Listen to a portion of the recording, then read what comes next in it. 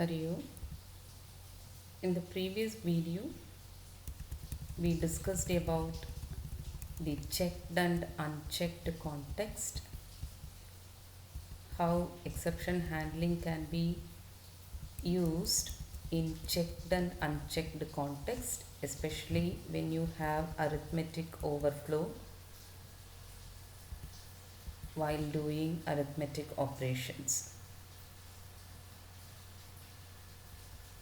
We have seen what is arithmetic overflow and how checked and unchecked context can be used. We have seen the following operations are affected by the overflow checking. One is the expressions that use the predefined operators such as plus, plus, minus, minus, etc. And another one, the explicit numeric conversion between integral data types will also affect the overflow, will also be affected by the overflow checking. And in the previous video, we could not discuss a demo program. So here we are going to discuss a demo program. Observe the demo program clearly. I am going to use unsigned short integer for the discussion. I am going to use unsigned short integer for the discussion.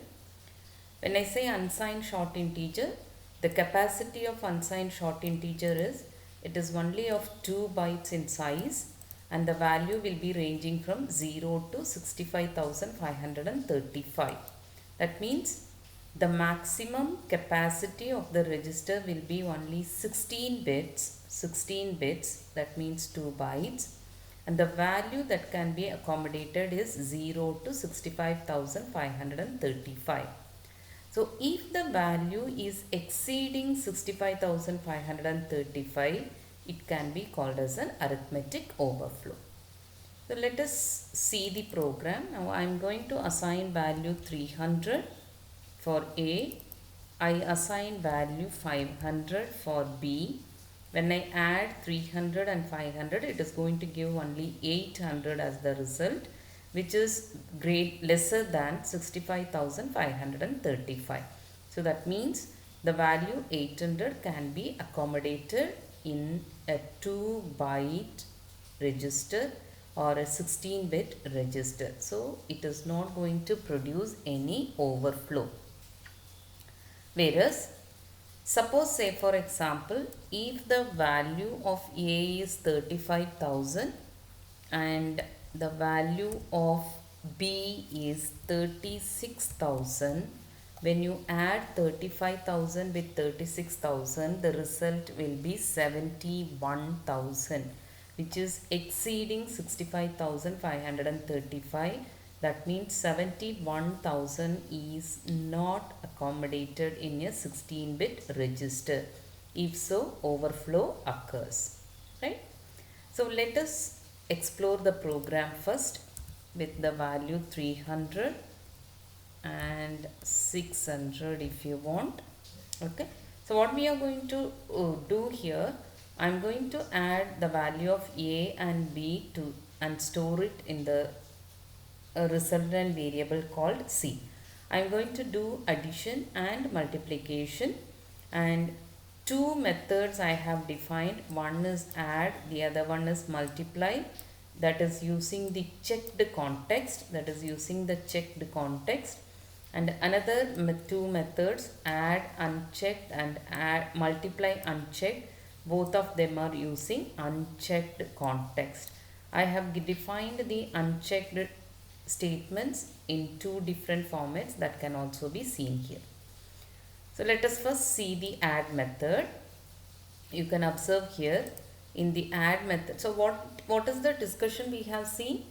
When you do arithmetic operations like A plus B or A into B, when you do arithmetic operations like this, if there is a overflow, the overflow exception will be raised only if it is a checked context.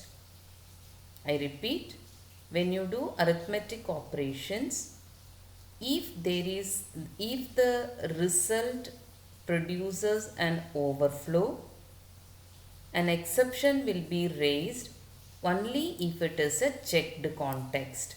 Whereas if it is going to be an unchecked context, the overflow exception will not be raised, it will be ignored, but the result will be truncated. Let us see this with an example.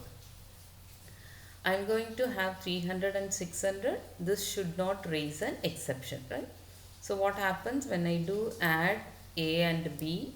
I am using it in the checked context.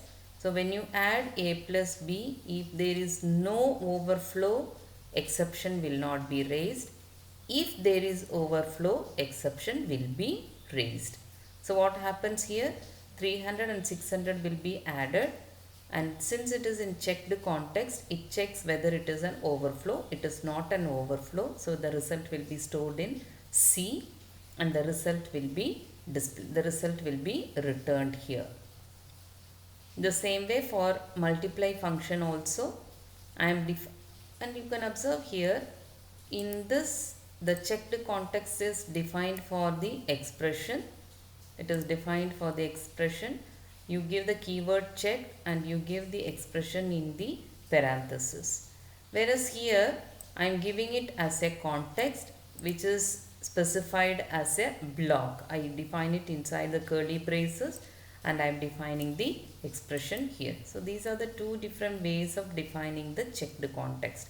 You specify it in a a statement with parenthesis, or if you have more than one statement, you can put it in a block. This is how we will be defining. Suppose if you don't want to have the arithmetic overflow exception to be raised, you can give the expression in the unchecked context. So what happens here? If there is no overflow, exception will not be raised. Even if there is an overflow, exception will not be raised in the unchecked context. Whereas in the checked context, if there is overflow, exception will be raised. If there is no overflow, exception will be raised. If there is an overflow, exception will be raised. If there is no overflow, exception will not be raised. Whereas in the unchecked context, whether you have an overflow or not, exception will not be raised. But if there is no overflow, you will get the correct result. If there is overflow, the result will be truncated. Okay, so that is what this program is all about. You have the add method for addition in the checked context. You have multiply method for multiplying these two values, but you are using it in the checked context with the overflow exception. And you have another method, add unchecked, which is specified with the unchecked context. And the same way I have another method for unchecked context in the multiplication operation, and I have a main method, and I am invoking the checked context methods first, then I am invoking the unchecked context methods, add uncheck, multiply uncheck. Okay, so let us try executing this program. I go to the terminal. Let me clear the terminal. Let me increase the size. My program is this one. This is my program.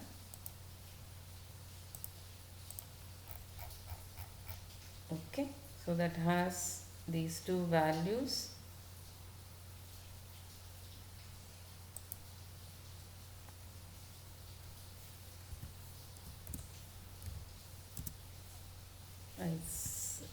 Let me save the program here.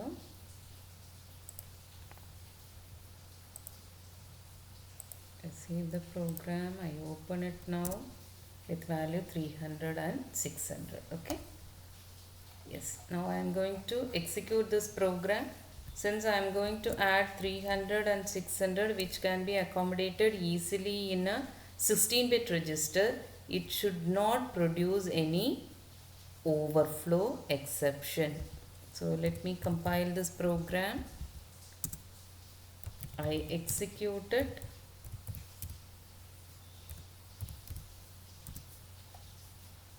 Sorry.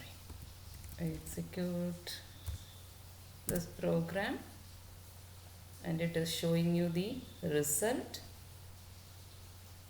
For addition, it is giving you the result, but when you multiply 300 and 600, obviously it is exceeding 65,535. So it is producing the overflow exception here, whereas so the checked context result will not be 300 into 600, but it shows the previous result itself, previous C value itself it is showing. Whereas in the unchecked context, you can see it is giving, for the add method it is giving 900 because there is no exception. But in the multiplication, checked context raises an exception, but unchecked context does not raise an exception, but the result will be a wrong value because the answer is truncated. If you want, let me change the value here for the multiplication operation also. Let us have it as 30 and 60. Let us have it as 30 and 60 so that multiplication can also be carried out without overflow exception. I execute the program. You can see here, when I execute, add method produces correct result in the checked context. The multiplication also gives you the correct result in the checked context, and in the unchecked context also it is giving you the correct result. Now I am going to change the value.